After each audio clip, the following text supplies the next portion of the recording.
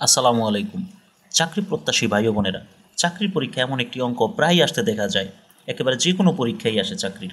প্রশ্নটি হচ্ছে, একটি সংখ্যা 795 থেকে যত বড়, 1095 থেকে তত ছোট, সংখ্যাটি কত?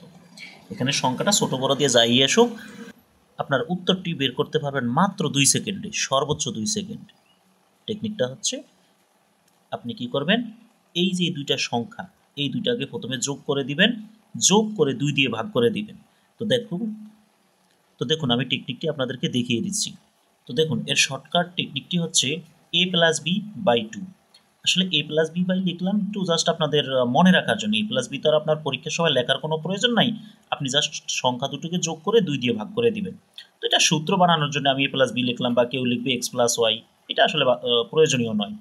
তা আপনি জাস্ট সংখ্যা দুইটাকে যোগ করে 2 দিয়ে ভাগ করুন। এখন আমরা যে প্রথম সংখ্যা আর দ্বিতীয় সংখ্যা যোগ করলে হয় 1890। এটা যদি আমরা এই 2 দিয়ে ভাগ করি তাহলে হয় 945। এটাই হচ্ছে উত্তর। তাহলে উত্তর হবে এই নং 945।